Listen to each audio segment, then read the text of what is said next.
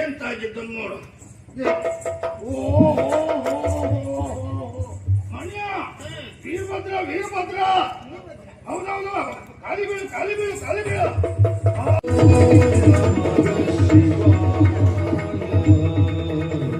ವರವನ್ನು ನೀವು ನೀಡಿದ್ದೇ ಹೌದು ಅಂತಾದ್ರೆ ಲೋಕದಲ್ಲಿ ಅಧರ್ಮವೇ ತಾಂಡವಾಡ್ತದೆ ಎನ್ನುವುದಾಗಿ ನನ್ನ ಮನಸ್ಸು ಹೇಳ್ತಾ ಉಂಟು ಸ್ವಾಮಿ. ಆಗಬೇಕಾದದನ್ನು ತಪ್ಪಿಸುವುದಕ್ಕೆ ಯಾರಿಂದಲೂ ಸಾಧ್ಯ ಇಲ್ಲ. ನಮಗೆ ಮಗನಾದಂತ ಭಸ್ಮಾಸುರ ಅವ ಏನು ಎಂಬುದು ಚೆನ್ನಾಗಿ ಅರ್ಥೈಸಿಕೊಳ್ಳುತ್ತೇನೆ. ದೇವಲೋಕಕ್ಕೂ ಯಾವುದಾದ್ರೂ ಒಂದು ಲೋಕಕ್ಕೆ ಹೋದ ಅಂತಾದ್ರೆ ಅವರ ತಲೆ ಮೇಲೆ ಕೈ ಇಡುವುದಕ್ಕೆ ಮುಂದಾದಂತಾದ್ರೆ ಎಲ್ಲ ಸುಟ್ಟು ಭಸ್ಮೀಭೂತರಾಗ್ತಾರೆ.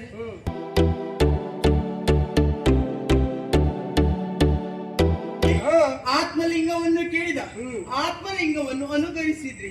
ಆಮೇಲೆ ನಡೆದದ್ದೇನು? ಆತ ಕೇಳಿದ್ದು ನನ್ನನ್ನು ಅಷ್ಟು ಅಂತ ಹೇಳಿದ್ರಿ. ಮುಂದೇನೆಲ್ಲ ಪ್ರಕರಣ ಆಯ್ತು ಎನ್ನುವುದಕ್ಕೆ ನಿಮ್ಗೂ ಗೊತ್ತುಂಟು.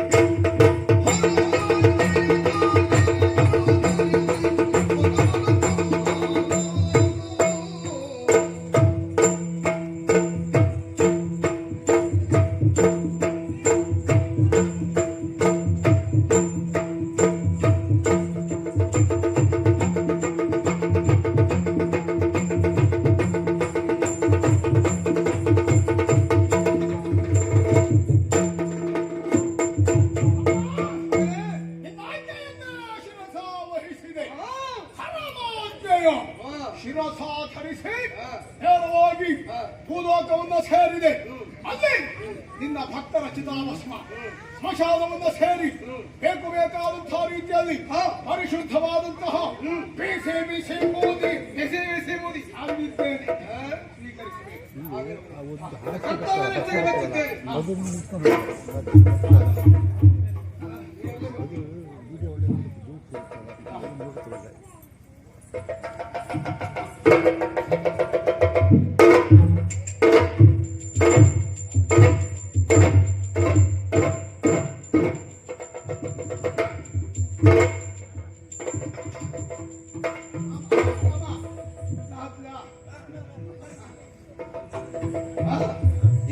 ಇದು ನಿನಗೆ ಬಿಸಾಡ್ಲ ಅದು ಬಿಸಾಡ್ಲಿಕ್ಕಿದ್ದಲ್ಲ. ಬಿಸಾಡಿದ್ರೆ ಏನಾಗ್ತದೆ? ಹಾಳಾಗ್ತದೆ.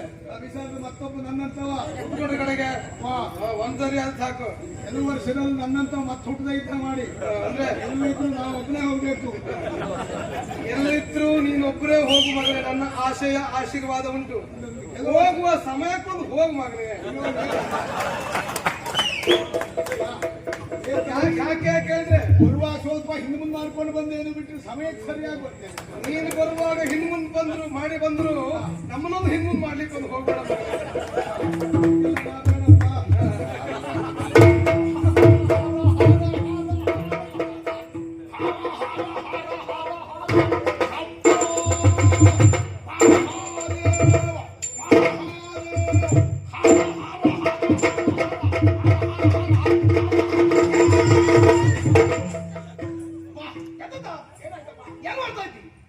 ಅದು ಮಂತ್ರಿಸಿದ ಬೂದಿ, ಅಭಿಮಂತ್ರಿಸಿದಂತ ಭಸ್ಮ. ಹಾಗಾಗಿ ಅದರಲ್ಲಿ ಮಹತ್ವ ಎನ್ನುವುದು ಅಡಕವಾಗಿದೆ. ಹಾಗಾಗಿ ನೀನು ಕಾಲಿಗಳ ಮಾಡ್ಕೊಂಡಿಲ್ಲ ಯಾಕೆ? ನಾನು ಎಲ್ಲೆಲ್ಲ ತಿರುಗಾಟ ಮಾಡಿದ್ದೇನೆ. ಸ್ಮಶಾನ, ಭೂಲೋಕ, ಕಾಲು ಎಷ್ಟು ಹೊಲಸಾಗಿತ್ತೋ ಏನು, ಶುದ್ಧವಾದ ಬೂದಿಯಿಂದ ಕಾಲು ಪರಿಶುದ್ಧವಾಗಲಿ ಅಂತ ಹಚ್ಕೊಂಡು ಬಿಟ್ಟೆ. ಇದು ಅಭಿಮಂತ್ರಿಸಿದ ಭಸ್ಮ ನೀನು ಕಾಲಿಗೆ ಲೇಪನ ಮಾಡಿಕೊಳ್ಳಿಕ್ಕ ಇನ್ಮೇಲೆ ಬಿಡ. ಹಾಗಾಗುದಿಲ್ಲ ಅದು. ಇಲ್ಲ ತಿಳಿ ನೀರಿನಲ್ಲಿ ಕಾಲು ತೊಳ್ಕೊಳ್ಬೇಕೆ ಬಿಟ್ರೆ ಇಂಥ ಶುದ್ಧವಾದ ಭಸ್ಮದಿಂದ ಅದನ್ನು ಲೇಪಿಸಿಕೊಂಡು ಇದನ್ನ ಹಾಳು ಮಾಡುದಲ್ಲ, ಗೊತ್ತಾಯ್ತಾ? ಆಗಲಿ. ಇನ್ನು ಬೇರೆ ಏನ್ ಕೆಲಸ ಉಂಟು ಯಾರಿಗೆ? ನನಗೆ ಸುಮ್ಮನೆ ನಿಂತ್ಕೊಳ್ಳುವುದಂದ್ರೆ ಆಗುದಿಲ್ಲ. ಪುಣ್ಯಾತ್ಮ, ನಿನಗೆ ಬೇರೆ ಎಂತ ಕೆಲಸ ಇಲ್ಲ. ಇನ್ನು ಉಳಿದ ದಿವಸ ಇದೇ ಕೆಲಸ. ಬೇರೆ ಕೆಲಸ ನಿನಗೆ ಕೊಡುವುದೇ ಇಲ್ಲ. ಜೀವನ ಪೂರ್ತಿ ಇದ್ರೆಲ್ಲ ಒದ್ದಾಡುವುದೇ. ನಿನ್ನ ಅನುಕೂಲ ಬಿಟ್ಟದ್ದು. ಒತ್ತಾಟ ಅಂತ ತಿಳ್ಕೊಂಡು ಒತ್ತಾಟ, ಅನುಕೂಲ ಅಂತ ತಿಳ್ಕೊಂಡು ಅನುಕೂಲ. ಅಲ್ಲ ಇದು ಬಿಟ್ಟು ಗೊತ್ತಿದೆ. ನೀನು ಒತ್ತಾಟ ಪಡುವುದ್ರಲ್ಲಿ ನಿನ್ನ ಸಣ್ಣ ಸ್ವಾರ್ಥದಿಂದ ಒತ್ತಾಡ್ತೇನೆ. ಇಲ್ಲಪ್ಪ, ಲೋಕೋದ್ಧಾರ ಆಗಲಿ ಅಂತ ನಾನು. ಹಾಗಾದ್ರೆ ನಾನೀಗ ಭಸ್ಮವನ್ನು ತರುವುದಕ್ಕಾಗಿ ಮೂಲಕರತ್ತ ಧಾವಿಸಿದಾಗ ಮಾರ್ಗಾಯಾಸದಿಂದ ನನಗೆ ಬಳಲಿಕೆ ಉಂಟಾಯ್ತು ಅಂತ ಆದ್ರೆ ಕುಡಿಯುವ ನೀರಿನ ವ್ಯವಸ್ಥೆ ಎಲ್ಲುಂಟಪ್ಪ ಅಲ್ಲಿ? ಅವನಿಗೆ ಕುಡಿಯಬೇಕು ಬೇಕು ಅಂತ ಅಲ್ಲಿ ಅಂತ ಕುಡಿಯುವುದೇ? ಅಮ್ಮ, ನಾ ಕುಡಿಯುವುದಿದ್ರೆ ಹೋಗುವುದಮ್ಮ. ಮಗನೇ, ಎಲ್ಲಿಯಾದ್ರೂ ಬಾಯಾರಿಕೆ ಆಯ್ತು ಅಂತಾದ್ರೆ ಹರಿಯುವ ನೀರನ್ನು ಕುಡಿಯುವುದಕ್ಕೆ ಹೋಗ್ಬೇಡ. ಶುದ್ಧ ನೀರು, ಹರಿಯುವ ನೀರನ್ನು ಕುಡಿಯುವುದಕ್ಕೆ ನೀನು ಹೋಗುವುದು, ಕಾಲ್ಜಾರಿ ಬೀಳುವುದು, ಮತ್ತೆ ನೀರು ಹರಿದೇ ಉಳಿಯುವುದು. ನೀರಲ್ಲಿ ಉಳಿದಲ್ಲ, ನೀರಿನಂತ ಮಗನ ನಾವು ಕಳ್ಕೊಳ್ಳುವುದು. ಅದಕ್ಕೆ ನಿಂತ ನೀರು ಎಲ್ಲಿ ಸಿಗ್ತದೋ ನಿಂತ ನೀರನ್ನೇ ಕುಡಿ. ನಿಂತ ನೀರು, ಹೌದು. ನೀರಿನ ಬಣ್ಣ ಎಲ್ಲ ಕೆಂಪಾಗಿರ್ತದೆ. ಆ ಕೆಂಪು ನೀರು ಬೆಳಕು ನೀರು, ಬೆಳಕು ನೀರು. ಅಮ್ಮನಿಗೆ ಕೆಂಪು ನೀರಿನ ಸ್ವಾರಸ್ಯ ಗೊತ್ತಾಗೋದು. ನಿಂತ ನೀರು ಬದಲಾವಣೆ ಆಗುದಿಲ್ಲ. ಹಾಗೆ ಆ ನೀರನ್ನು ಕುಡಿಬಹುದು. ಎಲ್ಲಾದ್ರೂ ಹಸಿವಾಯಿತು ಅಂತಾದ್ರೆ ತಿನ್ನುವುದಕ್ಕೆ ಏನು ವ್ಯವಸ್ಥೆ ಅಮ್ಮ? ಮರದ ಮೇಲಿರುವಂತ ಹಣ್ಣನ್ನು ತಿನ್ನುವುದಕ್ಕೆ ಹೋಗ್ಬೇಡ. ಯಾಕೆ? ಮರ ಏರ್ಲಿಕ್ಕೆ, ಮರ ಹತ್ಲಿಕ್ಕೆ ಹೋಗುದು, ನೀನು ಕೆಳಗಡೆ ಬೀಳುವುದು. ಮರ ಮುರಿದೋದ್ರೆ ಮತ್ತೆ ನಿನ್ ತಲೆ ಮೇಲೆ ಬಿದ್ರೆ ನಿನಗೇನಾದ್ರೂ ಸಮಸ್ಯೆ? ಮರಕ್ಕೆ ಬಿಟ್ಟಾದ್ರೆ ಕಷ್ಟ. ಮರದ ರೆಂಬೆ ಕೊಂಬೆಗಳಿಂದ ನಿನ್ನ ತಲೆ ಪೆಟ್ಟಾದ್ರೆ ತಲೆ ಬಿಟ್ಟಾದ್ರೆ ಅದಕ್ಕೆ ಕೆಳಗಡೆ ಬಿದ್ದಂತ ಕೊಳೆತ ಹಣ್ಣನ್ನೇ ತಿನ್ನು. ಕೊಳೆತ ಹಣ್ಣಿನ ಹುಳ ಕಣ್ಣಿಗೆ ನೋಡ್ತಾ ಇದ್ದೇನೆ. ಹಾಗಾದ್ರೆ ಆಯಾಸಗೊಂಡು ದೇಹ ನಿದ್ರೆಯಿಂದ ಬಯಸಿದ್ರೆ ಮಲಗುವ ಸ್ಥಳ ಎಲ್ಲುಂಟಮ್ಮ? ನಿನಗೆ ಮಲಗುವುದಕ್ಕೆ ಎಲ್ಲೋ ಹಂಸತೂರಿಕ ಸ್ವಲ್ಪ ಸಿಗುವುದಿಲ್ಲ. ಎಲ್ಲಿಯಾದರೂ ವಿಶಾಲವಾದ ಪ್ರದೇಶ ಸಿಕ್ಕಿದ್ರೆ, ಅಲ್ಲಿ ಎಲ್ಲಿಯಾದ್ರೂ ಒಂದು ಬಂಡೆಕಲ್ಲು ಸಿಕ್ಕಿದ್ರೆ ಬಂಡೆಕಲ್ಲಿನ ಮೇಲೆ ತಲೆ ಇಟ್ಟು ನಿದ್ರೆ ಮಾಡು. ಮಂಡೆ ಇಟ್ಟು ಮಲಗು. ಯಾಕೆ ಹೇಳು? ಬಂಡೆ ಮೇಲೆ ಮಂಡೆ ಇಟ್ಟು ಮಲಗಿದಂತ ಕಾಲಕ್ಕೆ ಬಂಡೆ ಬಿಸಿಯಾದಂತಹ ಹೊತ್ತಿಗೆ ಎಚ್ಚರಾವಸ್ಥೆ ಬರ್ತದೆ, ಕರ್ತವ್ಯ ಪ್ರತಿ ಜಾಗೃತವಾಗುತ್ತದೆ. ಆದ್ದರಿಂದ ಬಂಡೆಗೆ ಬಂಡೆ ಇಟ್ಟು ಮಲಗು. ಇವತ್ತಿಂದ ಮೊದಲುಗೊಂಡು ನಿನ್ನ ಕಾಯಕ ಭಸ್ಮ ತರುವುದೊಂದೇ. ಹೊರ ಮಗನೇ ಬೂದಿ ಹೊರು.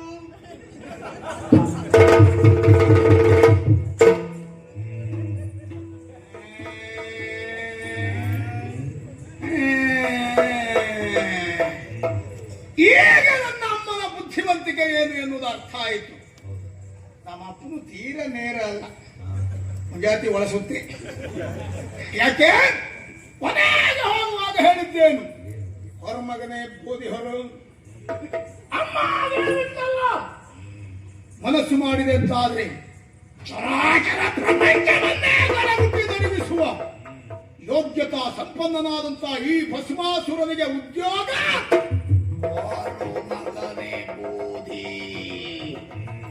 ಇಚ್ಛಿಸಿದೆ ಅಂತಾದರೆ ಕ್ಷಣ ಮಾತ್ರದಲ್ಲಿ ಸೂರ್ಯ ಚಂದ್ರರ ಚಲನೆಯನ್ನೇ ನಿಯಂತ್ರಿಸಬಲ್ಲಂತಹ ಪ್ರಾಚಂಡ ಭಸ್ಮಾಸುರನಿಗೆ ಓರು ಮಗನೇ ಬೂದಿ. ಲೋಕವನ್ನೇ ನನ್ನ ಅಂಗೈಯಲ್ಲಿಟ್ಟು ಕುಡಿಸಬಲ್ಲಂತ ಬಡಿಸಬಲ್ಲಂತಹ ಭಯಂಕರ ಭಸ್ಮಾಸುರನಿಗೆ ಉದ್ಯೋಗ ಓರು ಮಗನೇ ಬೂದಿ. ಪಾಪಿಗಳೇ, ಬೂದಿ ಹೊರ್ತೇನೆ. ಎಷ್ಟು ದಿವಸ ಹೊರಗಡೆ ಬೂದಿ ಸಿಗ್ತದೆ ಅಂತ ಹೊರ್ತೇನೆ. ಸಂದರ್ಭ ನೋಡಿ ಒಂದ್ ದಿವಸ ನಿಮ್ ಬೂದಿಯು ನಾನೇ ಹೊರ್ತೇನೆ.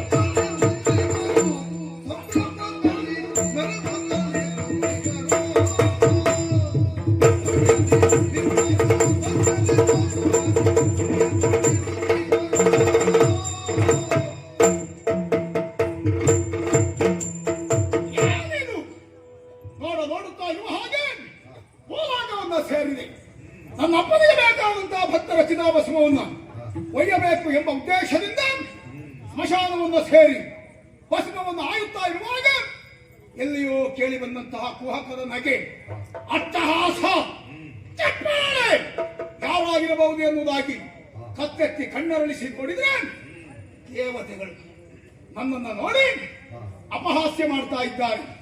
ಶಂಕರನ ಮಗ ಭಯಂಕರ ಭಸ್ಮಾಸುರ ಈ ರೀತಿಯಾಗಿ ಬೂದಿಯನ್ನು ಹೊರತಾ ಇದ್ದಾನೆ. ನೋಡಿ ನೋಡಿ ಎನ್ನುವುದಾಗಿ ನನ್ನನ್ನು ಹೀಗಳೆಯುತ್ತಾ ಇದ್ದಾರೆ. ಭಾರತ ಸಂಭ್ರಮದಿಂದ ಮೆರೆದಾಡುತ್ತಾ ಇದ್ದಾರೆ. ಕಾರಣ ಈ ಬ್ರಾಹ್ಮಣರು, ಭೂಲೋಕದಲ್ಲಿರುವಂತಹ ಬ್ರಾಹ್ಮಣರೆಲ್ಲ ಯಜ್ಞ ಯಾಜನವನ್ನು ನಡೆಸಿ ತನ್ಮೂಲಕವಾಗಿ ಹವಿಸ್ಸನ್ನು ದೇವತೆಗಳಿಗೆ ನೀಡುತ್ತಾ ಇದ್ದಾರೆ. ಆ ಹವಿಸ್ಸನ್ನು ತಿಂದಂತಹ ದೇವತೆಗಳು ಅಟ್ಟಹಾಸದ ಬದುಕನ್ನು ಸಾಗಿಸ್ತಾ ಇದ್ದಾರೆ. ನನ್ನನ್ನು ನೋಡಿ ನಗುತ್ತಾ ಇದ್ದಾರೆ. ಇವರಿಗೆಲ್ಲ ಸರಿಯಾದ ವ್ಯವಸ್ಥೆ ಮಾಡಬೇಕು. ಯಾರು ನನ್ನನ್ನು ನೋಡಿ ಕುಹಕದ ನಗೆ ಬೀರಿದ್ದಾರೋ ಅವರೆಲ್ಲ ಕಣ್ಣೀರಿನಲ್ಲಿ ಕೈ ತೊಳೆಯಬೇಕು. ಅದಾಗಬೇಕು ಅಂತ ಆದರೆ ಹೊರನೊಳು ಹೋಗಿ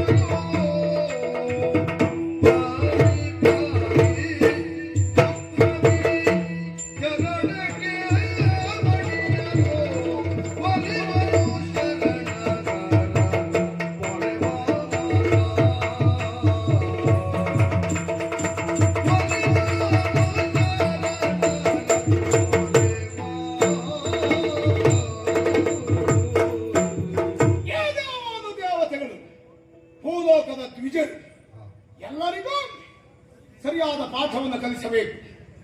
ನನ್ನನ್ನು ನೋಡಿ ಅಪಹಾಸ್ಯ ಮಾಡಿದವರು ದುಃಖದಿಂದ ದಿನ ಕಳೆಯಬೇಕು. ಅದಾಗಬೇಕು ಅಂತ ಆದ್ರೆ ನಾನೊಬ್ಬನೇ ಕಾರ್ಯೋನ್ಮುಖನಾಗುವುದಲ್ಲ. ಹರನೊಳು ಹೋಗಿ ಭಿನ್ನಯಿಸುವೆ. ನನ್ನ ಅಪ್ಪ ಆ ಶಂಕರ ಬಾಳೆ ಶಂಕರ, ಅವನಿಗೆ ಹಾಗೊಂದು ಅಪವಾದ ಉಂಟು. ಭಕ್ತಾದಿಗಳು ಏನನ್ನೇ ಹೋಗಿ ಕೇಳಿದ್ರು ತಥಾಸ್ತು ಕೊಟ್ಟು ಬಿಡ್ತಾನಂತೆ. ಹಾಗಾಗಿ ಬೋಳೆ ಶಂಕರ ಅಂತ ಹೇಳುವುದು.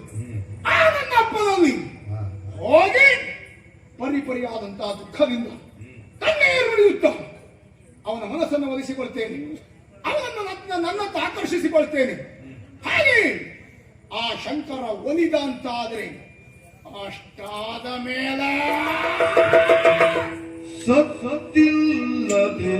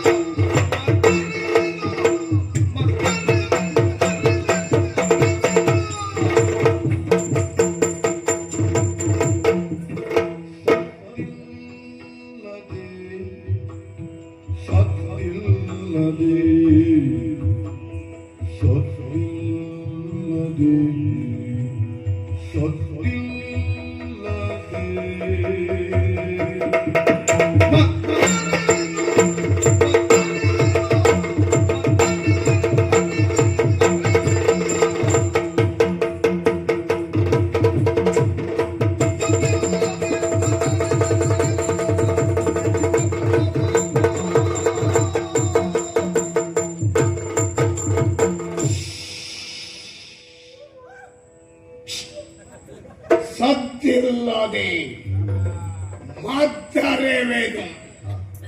ಆ ಶಂಕರ ನನ್ನ ಭಕ್ತಿಗೆ ಮೆಚ್ಚಿ ನನ್ನ ಕಣ್ಣೀರನ್ನು ನೋಡಿ ಒಲಿದು ಬಂದ ಅಂತಾದ್ರೆ ಬಲಿಷ್ಠವಾದಂತಹ ವರವನ್ನು ಪಡೆಯುತ್ತೇನೆ. ಆ ವರವನ್ನು ಬಳಸಿ ನನ್ನನ್ನು ವಿರೋಧಿಸಿದವರಿಗೆ ತಕ್ಕ ಪಾಠ ಕಲಿಸ್ತೇನೆ, ಮಾತಾಡಿದ್ದೇನೆ. ಇದೆಲ್ಲ ಆಗಬೇಕು ಅಂತಾದ್ರೆ ಮೊದಲು ಅಪ್ಪನನ್ನು ಕಾಣಬೇಕು, ಅಪ್ಪ ಒಲಿಬೇಕು. ಅವ ಒಲಿಬೇಕು ಅಂತಾದ್ರೆ ನಾನು ಹಾಗೆ ಹೋಗ್ಬೇಕು. ಹೀಗೆ ಹೋದ್ರೆ ಆಗ್ತದ?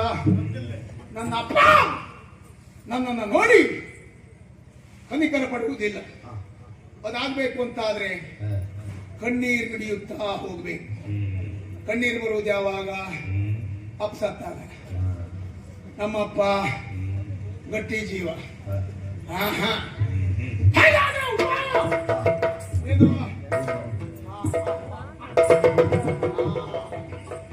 ಈಗ ಅರ್ಥ ಆಯ್ತು ನೋಡಿ.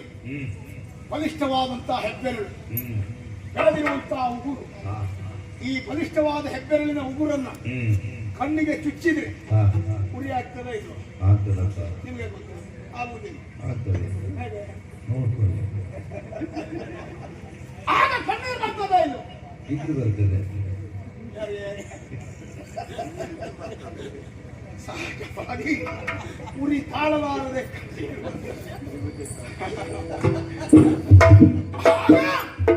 ಆ ಶಂಕರ ನನ್ನನ್ನು ನೋಡಿ ಮೆಚ್ಚುತ್ತಾನೆ. ಅಷ್ಟಾಯಿತು ಅಂತಾದ್ರೆ ಮತ್ತೆ ನನ್ನ ಕಾರ್ಯ ಯಶಸ್ವಿಯಾದ ಹಾಗೆ. ಹಣ ಮಾಡುವುದು ಯಾಕೆ?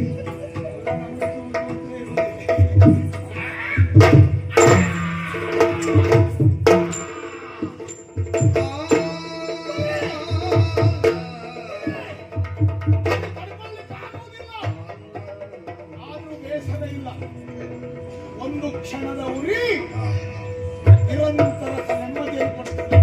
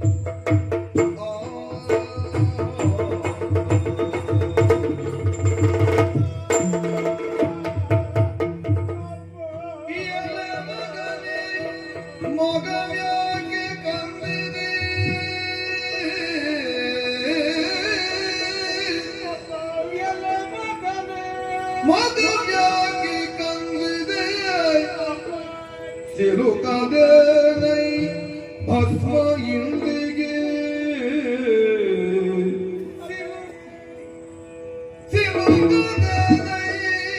ಭಸ್ಮ ಇಂದಿಗೆ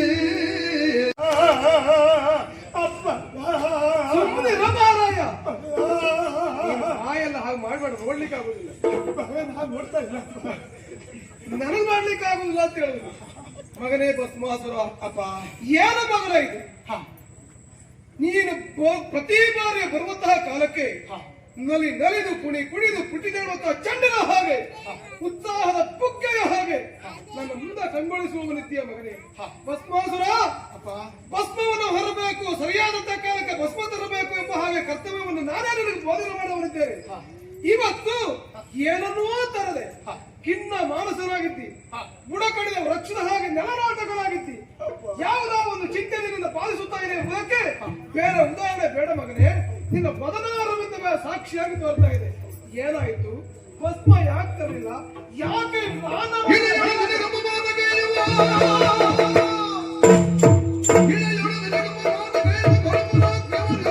ಕಣ್ಣೀರಿಡುವಂತ ಸನ್ನಿವೇಶವನ್ನು ಯಾವ ಕಾಲಕ್ಕೂ ನಾನು ಕಾಣಬಾರದಂತ ನಿರ್ಧಾರವನ್ನು ಮಾಡಿಕೊಂಡವರಿದ್ದೇನೆ.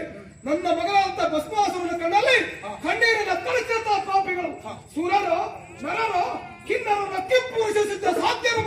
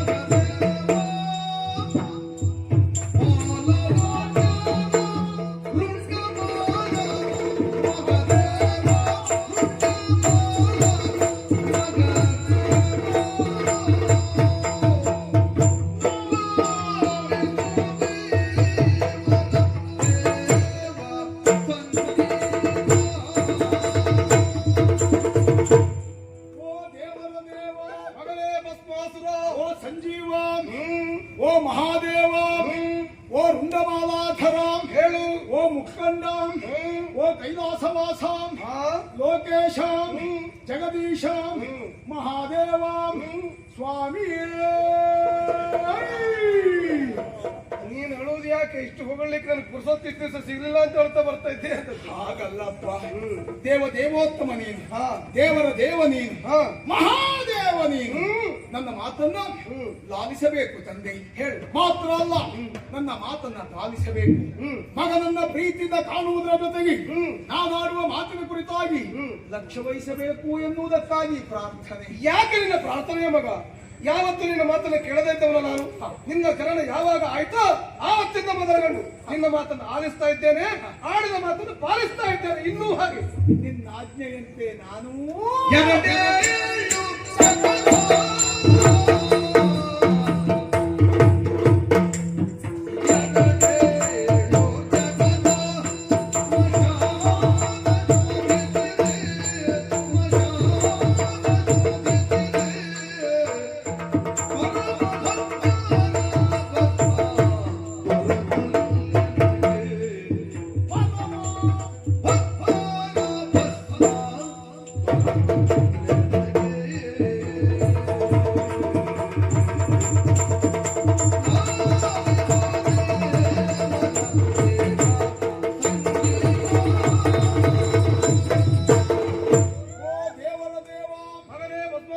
ನಿನ್ನಾಜ್ಞೆಯನ್ನ ಶಿರಸಾಧರಿಸಿ ಎರಡೇಳು ಜಗದ ಸ್ಮಶಾನ ಶೋಧಿಸಿದೆ. ಹೋದೆಯಾ? ಭೂಲೋಕವನ್ನು ಸೇರಿದೆ. ನಿನ್ನ ಭಕ್ತರ ಚಿತಾಭಸ್ಮವನ್ನು ತರುವುದಕ್ಕಾಗಿ 14 ಲೋಕವನ್ನ ಸಂಚರಿಸಿದೆ. ಆಮೇಲೆ ಅರಸಿದೆ. ಸ್ಮಶಾನವನ್ನ ಹುಡುಕಿದೆ. ಎಲ್ಲೆಲ್ಲಿ ತೆಗೆದಿದ್ರು ತಿರುಗಾಟ ಆಯ್ತೇ ವಿನಃ ಪ್ರಯೋಜನ ಆಗಲಿಲ್ಲ. ನಿನ್ನ ಆಜ್ಞೆಯಂತೆ ಭಸ್ಮವನ್ನ ತರಬೇಕಾದಂತಹ ನನಗೆ ಭಸ್ಮವು ದೊರಕಲಿಲ್ಲ. ನನಗೆ ಅಯ್ಯೋ ದೇವರೇ, ಕರ್ತವ್ಯದಲ್ಲಿ ವಿಫಲನಾದೆ. ನಿನ್ನ ಆಜ್ಞೆಯನ್ನ ಪಾಲಿಸುವಲ್ಲಿ ನಾನು ಕರ್ತವ್ಯ ಭ್ರಷ್ಟನಾದೆ ಎನ್ನುವ ಕಾರಣಕ್ಕಾಗಿ ಕಣ್ಣೀರು ಬಿಡಿಯುತ್ತಾ ಒಂದು ನಿರ್ಧಾರವನ್ನು ಕೈಗೊಂಡು ಬಂದಿದ್ದೆ. ಯಾವ ನಿರ್ಧಾರ? ಹರಣವಾತೆ ದೀಪ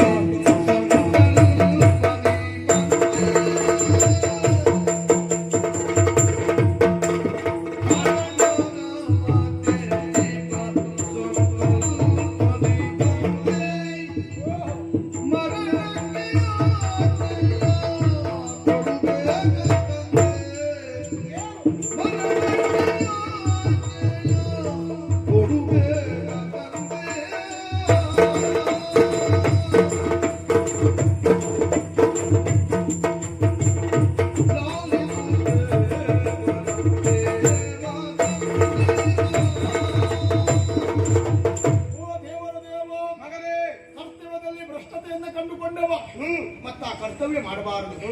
ಕರ್ತವ್ಯದಲ್ಲಿ ವಿಫಲನಾದಂತಾದ್ರೆ ಆ ಉದ್ಯೋಗವನ್ನು ಬಿಡಬೇಕು. ಹಾಗಾಗಿ ಲೋಕದ ದೇವನಾಗಿರುವಂತಹ ನಿನ್ನ ಮಗ ಈ ಭಸ್ಮಾಸುರ ಕರ್ತವ್ಯದಲ್ಲಿ ಲೋಪವನ್ನು ತಂದುಕೊಂಡಂತಾದ್ರೆ ನಾನು ಬದುಕಬಾರದು ಎನ್ನುವ ನಿರ್ಧಾರಕ್ಕಾಗಿ ಅಯ್ಯೋ ಹರಣವ ತೆಗಿಪ ಸಂಕಲ್ಪದಿ ಬಂದೆ. ನಾನು ಸಾಯ್ತೇನೆ ಅಪ್ಪ, ನನಗೊಂದು ಸಾಯುವುದಕ್ಕ. ಅಯ್ಯೋ ಮಗನೇ, ದರಣ ಭಸ್ಮಾಸುರ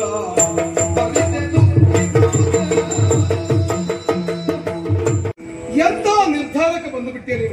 ಸದಾ ಕಾಲ ನಿನ್ನ ಏಳಿಗೆಯನ್ನು ಬಯಸುವವರು ನಾವು, ನಿನ್ನ ಹಿತವನ್ನ ಬಯಸುವವರಾಗಿದ್ದೇನೆ. ಅಂತಹ ಮಗನಾದ ನಿನ್ನನ್ನು ಕಳೆದುಕೊಳ್ತೇನೆ ಅಂತ ಆದ್ರೆ ಎಂತ ದುರಂತವನ್ನು ನಾವು ನಿರೀಕ್ಷಿಸಿದ ಹಾಗಾಗುತ್ತದೆ. ಆದ್ದರಿಂದ ಸಾಯುವಂತ ಮನ ಮಾಡಬೇಡ. ನಿನ್ನಂತ ನಿರತ ಭಕ್ತಿಗೆ ಮೆಚ್ಚಿ ಬೈದವರಿದ್ದೇನೆ.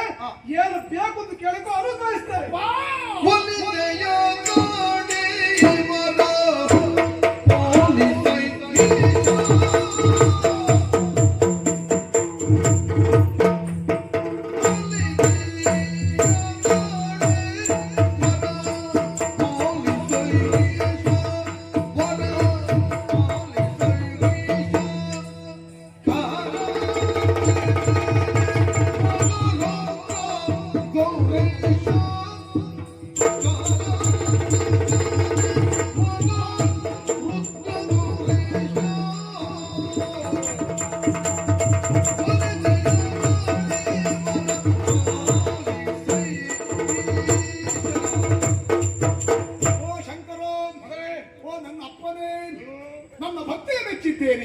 ಬೇಕಾದವರನ್ನು ಕೇಳು ಎನ್ನುವುದಾಗಿ ಆಡಿದ ಮೇಲೆ ಕೇಳು. ನನಗೆ ನನಗಾಗಿ ಅಲ್ಲಪ್ಪ, ನಿನಗಾಗಿ ಕರ್ತವ್ಯಕ್ಕಾಗಿ ನೀನು ಒಲಿದದ್ದೇ ಹೌದು ಅಂತ ಆದ್ರೆ ಒಂದೇ ಒಂದು ವರವನ್ನ ನೀಡ್ತೀಯ. ಯಾವ ರೀತಿಯ ಇಷ್ಟು ವಿನಮ್ರನಾಗಿ ವಿನೀತನಾಗಿ ಕೇಳಬೇಕಾದ ಅವಶ್ಯಕತೆ ಇಲ್ಲ. ಮಗನ ಕಷ್ಟಕ್ಕೆ ಮಗನ ನೋವಿಗೆ ಸ್ಪಂದಿಸಬೇಕಾದದ್ದು ತಂದೆಯಾಗಿ ನನ್ನ ಆದ್ಯ ಕರ್ತವ್ಯ. ಆ ನೆಲೆಯಲ್ಲಿ ಹೇಳ್ತಾ ಇದ್ದೇನೆ, ಯಾವ ವರ ಬೇಕು ಅಂತ ಕೇಳು, ಅನುಗ್ರಹಿಸುವುದಕ್ಕೆ ಶುದ್ಧ ಮನಸ್ಕರಾಗಿ ಅನುಗ್ರಹಿಸ್ತೇನೆ. ಹೇಳಲ್ಲ ಕೇಳು ಹೇಳಲ್ಲ ಕೇಳು. ಅಪ್ಪ ಯಾರ ಚಿರದಿಯನ್ನ ಕರಬಿಟ್ಟು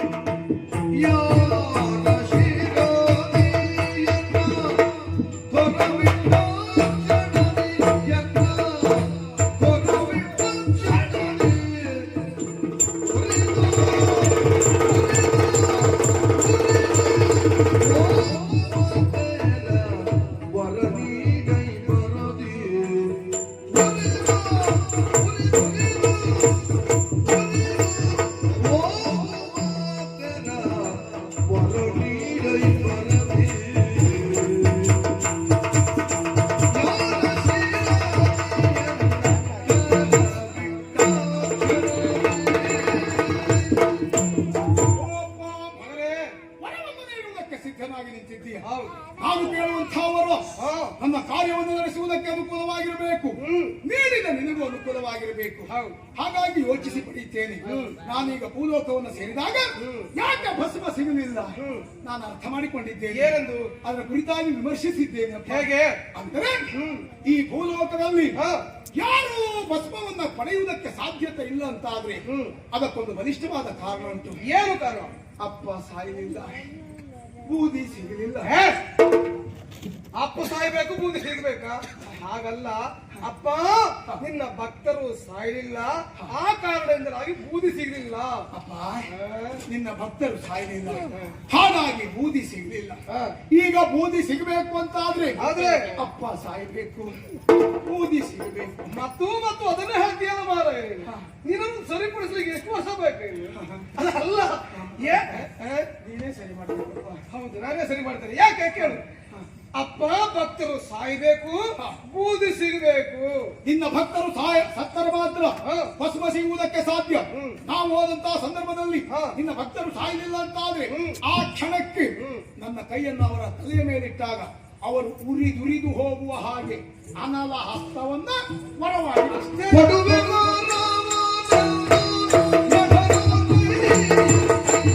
ಮಗನೇ, ಭಕ್ತರು ಸಾಯದೇ ಇಲ್ಲ ತಾದ್ರೆ ನಿನಗೆ ಭಸ್ಮ ಏನದೆ ಸಿಗುವುದಕ್ಕೆ ಸಾಧ್ಯ. ಅನಲ ಹಸ್ತ ಕೊಟ್ಟರೆ, ಅವರ ತಲೆಯ ಮೇಲೆ ಇಟ್ಟರೆ ಅವರು ಸಾಯ್ತಾರೆ, ಬೂದಿ ಸುಗಮವಾಗಿ ಸಿಗುತ್ತದೆ. ಹಾಗಾಗಿ ಈಗ ಉರಿಯ ಹಸ್ತವನ್ನು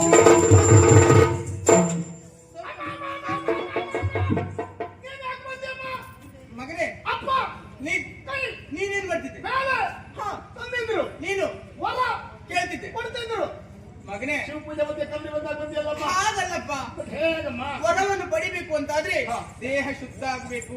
ನನ್ನ ದೇಹ ಎಲ್ಲ ಶುದ್ಧವಾಗಿ ಉಂಟಮ್ಮ. ಎಂತದ್ದು ಶುದ್ಧ ಉಂಟು? ದೇಹ ಎಲ್ಲೆಲ್ಲ ಹೋಗಿ ಬರ್ಲಿಲ್ಲ ನೀನು? ಹೋಗಿ ಬಂದ್ರೆ ಹಾಗಲ್ಲ, ಗಂಗಾಜಲ ಉಂಟಲ್ವಾ, ಅಲ್ಲಿ ಒಮ್ಮೆ ಮುಳುಗಿ ಬಾ. ಎಲ್ಲದು ಅಲ್ಲಿ ಆ ಕಡೆಯಲ್ಲಿ ಉಂಟು. ಅಲ್ಲ, ಹೌದು, ಗಂಗಾಜಲ. ಹೌದು, ನೀರಲ್ಲಿ ಮುಳುಗಿ ಬಂದು ದೇಹ ಶುದ್ಧ ಮಾಡಿಕೊಂಡು ಬಾ. ಹೌದು. ನಾನು ಬೇಗ ಸ್ನಾನ ಪೂರೈಸಿ ಬರ್ತೇನೆ. ನಿಧಾನ ಹೋಗು, ಬೇಗ ಬಾ. ಬೇಗ ಹೋಗು, ನಿಧಾನ ಬಾ. ಸ್ವಲ್ಪ ಮಾತ್ರ. ಅಲ್ಲ, ನೀನು ದಿವಸ ಮಾತಾಡಬೇಡಮ್ಮ. ಬೇಗ ಮುಗಿಸು. ಬೇಗ ಮುಗಿಸು. ಹೌದು, ಮಾತಾಡ್ತೀನಿ.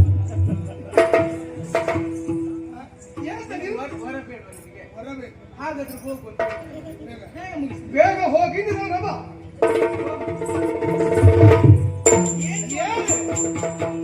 ಅರಸಗೆ ಹೇಳಿ ದುಷ್ಟನಿಗೆ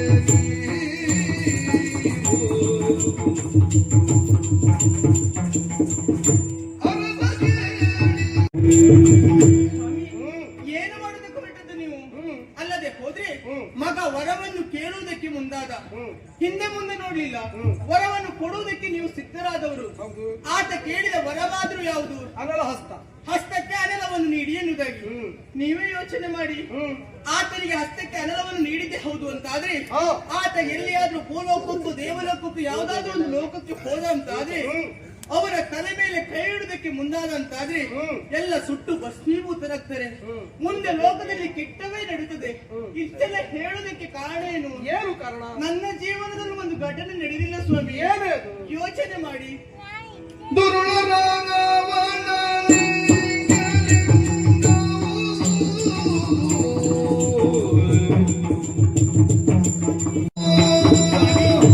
ಅವಸರ ಮಾಡಿದ್ರೆ ಅನಾಹುತ ಆಗ್ತದೆ ಎನ್ನುವುದಕ್ಕೆ ಸಾಕ್ಷಿ ನನ್ನ ಜೀವನದಲ್ಲಿ ನಡೆದ ಘಟನೆಯನ್ನು ಒಮ್ಮೆ ಯೋಚನೆ ಮಾಡಿ. ಏನು? ಆವತ್ತು ರಾವಣ ಕೈಲಾಸದವರೆಗೆ ಬಂದು ಪರ್ವತವನ್ನು ಎತ್ತಿ ಹಿಡಿಯುವುದಕ್ಕೆ ಮುಂದಾದ. ಆತನ ಕೈಗಳೆನ್ನುವುದು ಪರ್ವತದ ಒತ್ತದಲ್ಲಿ ಸಿಲುಕಿತ್ತು. ಆಗ ನೀವೇ ಕ್ಷಮೆಯನ್ನು ಯಾಚಿಸಿದ್ರಿ. ಆತ ಅಲ್ಲಿಗೆ ಬಂದು ಕೇಳಿದ ವರವನ್ನಾದ್ರೂ ಏನು ಹೇಳಿ? ಆತ್ಮಲಿಂಗವನ್ನು ಕೇಳಿದ. ಆತ್ಮಲಿಂಗವನ್ನು ಅನುಕರಿಸಿದ್ರಿ. ಆಮೇಲೆ ನಡೆದದ್ದೇನು? ಆತ ಕೇಳಿದ್ದು ನನ್ನನ್ನು ಅಷ್ಟು ಅಂತ ಹೇಳಿದ್ರಿ. ಮುಂದೇನೆಲ್ಲ ಪ್ರಕರಣ ಆಯ್ತು ಎನ್ನುವುದಕ್ಕೆ ನಿಮ್ಗೂ ಗೊತ್ತುಂಟು. ಅದಕ್ಕಾಗಿ ಹೇಳ್ತಾ ಇದ್ದೇನೆ, ಆ ದುಷ್ಟನಿಗೆ ಹಸ್ತಕ್ಕೆ ಅನಲವನ್ನು ನೀಡಬೇಡಿ, ಕೈ ಮುಗಿದು ಕೇಳ್ತೇನೆ.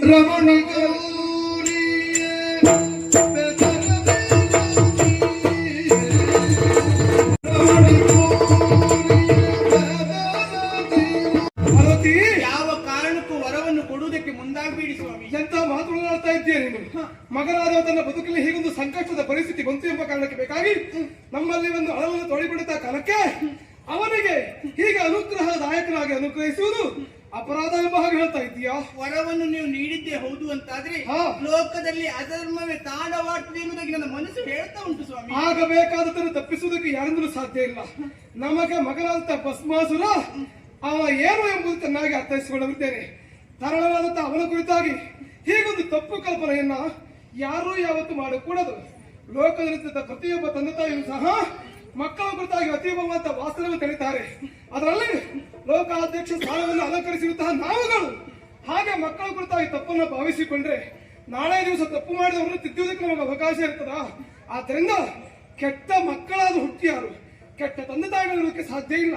ನಾವು ತಂದೆ ತಾಯಿಗಳಾಗಿ ಕೆಟ್ಟದನ್ನು ಯೋಚಿಸಲು ಕೂಡದು, ಕೆಟ್ಟದನ್ನು ಮಾಡಲು ಕೂಡದು, ಕೆಟ್ಟದನ್ನು ಆಗೋದಕ್ಕೆ ಅವಕಾಶ ಮಾಡಿಕೊಡಲು ಕೂಡದು.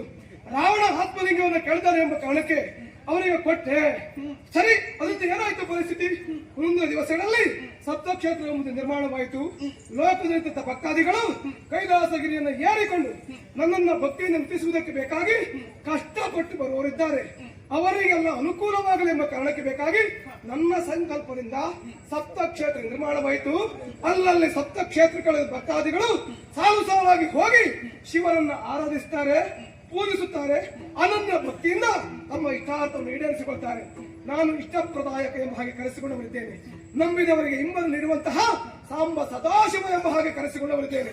ಆದ್ದರಿಂದ ಮಗನ ಅಳಲಿಗೆ ಪ್ರೋತ್ಸಾಹದಾಯಕವಾದಂತಹ ವರವನ್ನು ಕೊಡಬೇಕು. ಅತ್ಯಾರಿಂದ ಹಾಗಾಗುತ್ತದೆ, ಹೀಗಾಗುತ್ತದೆ, ಬಪ್ಪುದು ತಪ್ಪದು, ತಪ್ಪುದು ಬಾರದು, ಭವಿತವ್ಯಂ ಭವತ್ಯೇವ ಎಂಬ ಮಾತಿಗೆ ಬೇಕಾಗಿ ಯಾವುದೂ ಚಿಂತೆ ಮಾಡಲಿಲ್ಲ, ಅರ್ಥವಿಲ್ಲ. ನಾನು ಕೊಡ್ತೇನೆ.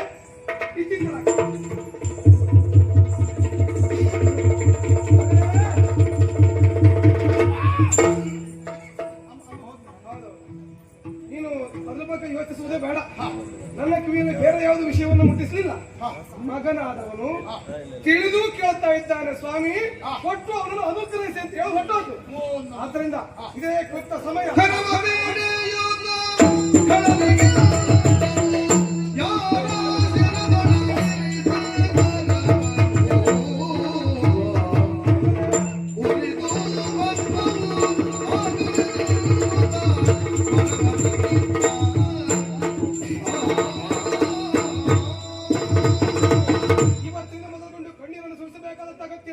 ನಿನ್ನ ಕಣ್ಣೀರನ್ನು ಬರಿಸುವುದಕ್ಕೆ ಇದ್ದವನಾಗಿದ್ದೇನೆ.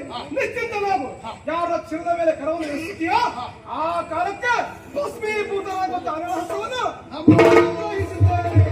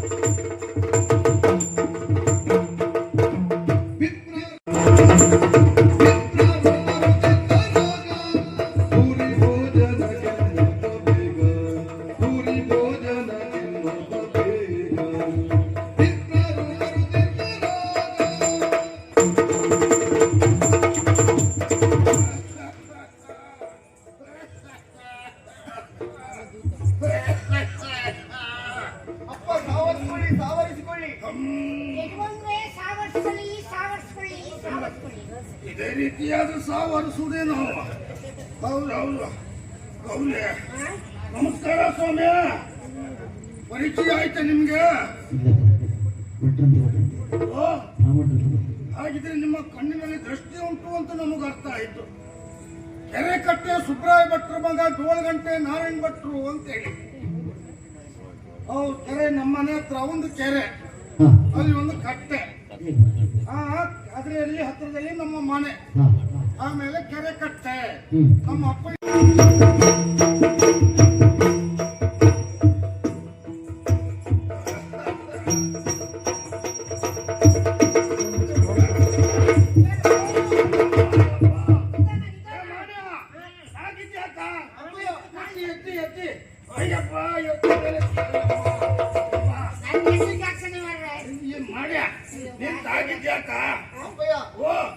ನೀವೇ ಬಿದ್ದಿದ್ದು. ನಾನೇ ತಾಗಿ ಬಿದ್ದದ್ದ? ಹೌದೌದು. ಏನ್ ತಾಗಿದ್ದು ನೋಡು. ಮಣ್ಯ ವೀರಭದ್ರ ವೀರಭದ್ರ. ಹೌದೌದು, ಖಾಲಿ ಬೀಳು ಖಾಲಿ ಬೀಳು ಖಾಲಿ ಬೀಳು. ಎಲ್ಲೋ ಸ್ಥಾಪನೆ ಆಗಬೇಕಿದ್ದು ಇಲ್ಲಿ ಬಂದು ಸ್ಥಾಪನೆ ಮಾಡಿಸಿದ್ದಾರೆ. ಆ ಮುಖ ನೋಡು ಮುಖ ನೋಡು. ಭಾರಿ ಚಂದ ಕೆತ್ತಿದ್ದಾರೆ, ಭಾರಿ ಚಂದ ಕೆತ್ತಿದ್ದಾರೆ. ಓಹೋ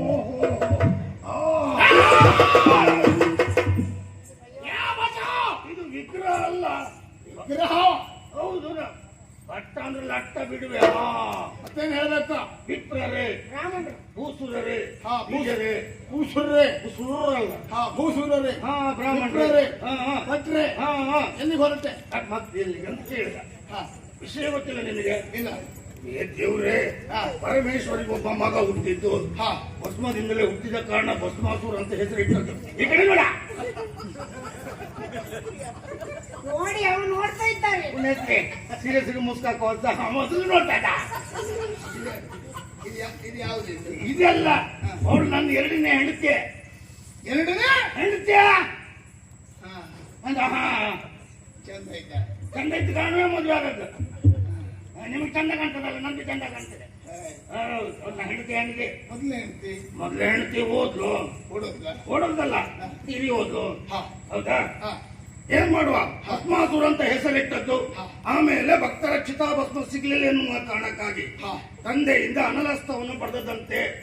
ಆಮೇಲೆ ಅವನು ಯಾರ ತಲೆ ಮೇಲೆ ಕೈ ಇಟ್ಟಾನೋ ಅವರು ಭಸ್ಮವಾಗಿ ಹೋಗುದಂತೆ. ಹಾಗಾಗಿ ಈಗ ನಮಗೆ ಎಲ್ಲ ನೋಡಿದ್ರು ಹೊಜ್ಜುದು ಹುಟ್ಟವೆ, ಹೊಜ್ಜುದು ಹುಟ್ಟವೆ.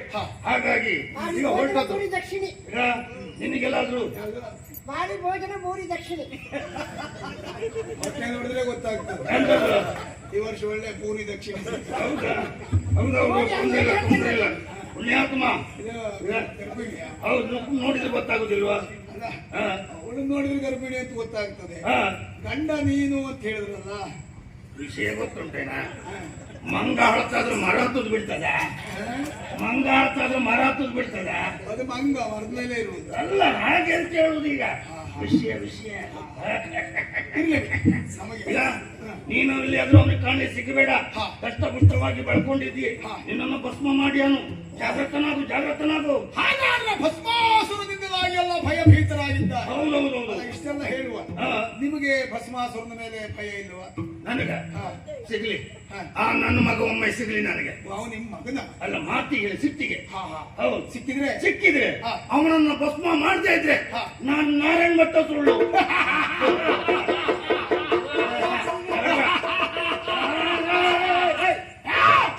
ನೀನು ಇಷ್ಟೊತ್ತಿನವರೆಗೆ ಹೇಳಿದ ಪ್ರಚಂಡ ಭಸ್ಮಾಸುರ ನಾನೇ.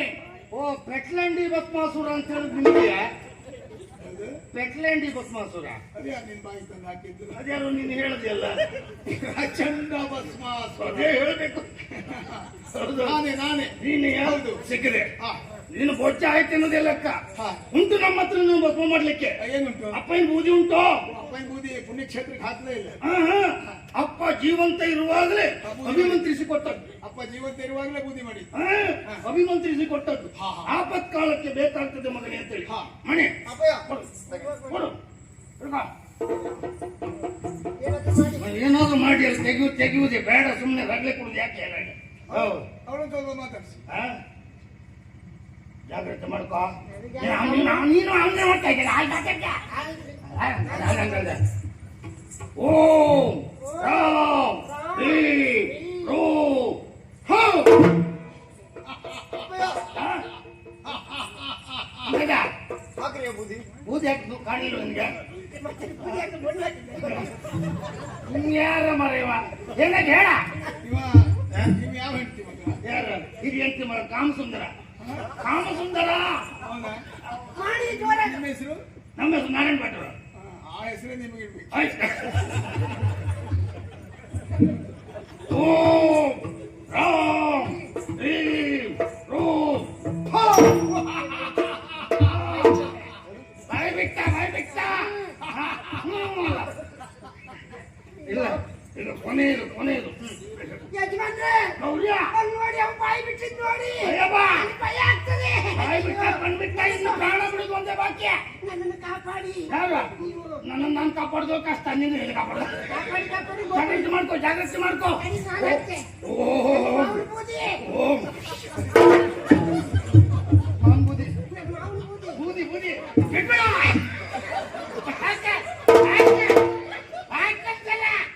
ಅವನು ನಿನ್ ಬಳಿ ಹಾಕ.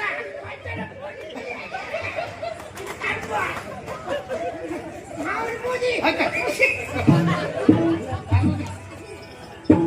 ಓಂ ರಾಮ್ ಹ್ರೀಂ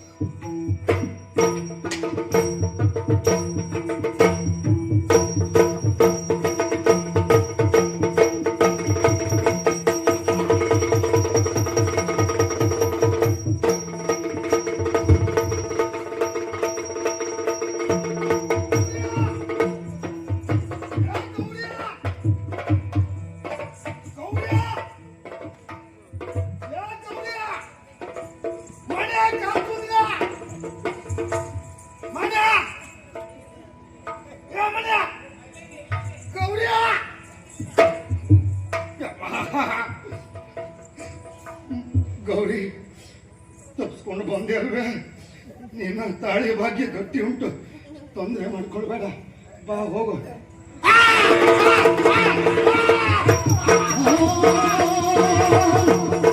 ಓ